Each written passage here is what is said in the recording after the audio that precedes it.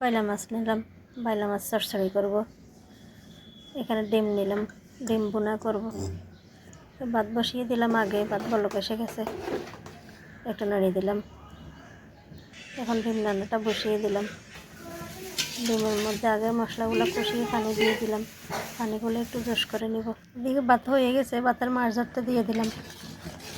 এই যে ডিমের ঝোলটাও বলক এসে গেছে, এখন ডিমগুলো ভেঙে দিয়ে দিব।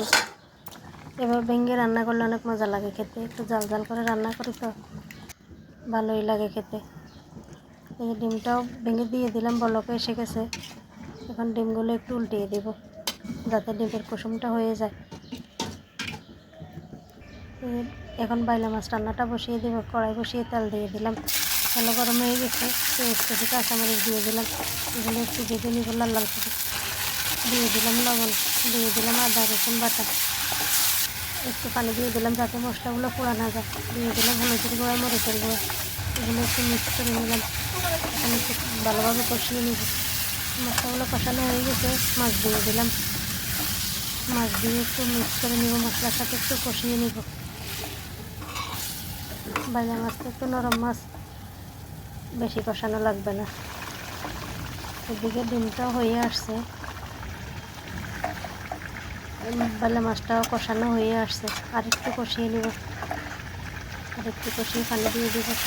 এই যে বাইলা মাছ কষানো হয়ে গেছে, এখন পানি দিয়ে দিব। অনেক সুন্দর হয়েছে কালারটা। অল্প করে পানি দিয়ে দিলাম, দিয়ে দিলাম জিরা ধনিয়ার গুঁড়া, এগুলো দিয়ে এখন একটু মিক্স করে নেব। মিক্স করা হয়ে গেছে, এখন বেশ কিছুক্ষণ জাল করবো হওয়া পর্যন্ত। এদিকে ডিমটাও হয়ে গেছে, ধনিয়া পাতা দিয়ে দিলাম, একটু জাল করে নেব। এখন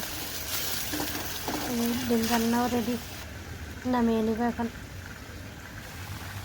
এদিকে বাইলা মাছটাও রান্না হয়ে আসছে, আর একটু হবে।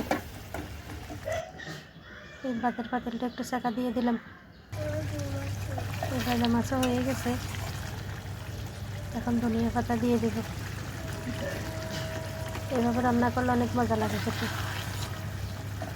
বাইলা মাছও রান্না রেডি, এই যে নামিয়ে নেব এখন। নামিয়ে নিলাম বাইলা মাছ, সে সুন্দর হয়েছে কালারটা। এই যে রান্না কমপ্লিট, এই ছিল আজকের রান্না। এই যে রান্না হয়ে গেছে, এখন কাজকর্ম সেরে খাওয়া দাওয়া করব, খাওয়া দাওয়া করে নিব। আজকে এ পর্যন্তই। সবাই ভালো থাকবেন, সুস্থ থাকবেন। যে যেখান থেকে ভিডিওটা দেখেন, ভালো লাগলে লাইক কমেন্ট করবেন। আল্লাহ হাফেজ, সবাইকে অনেক ধন্যবাদ।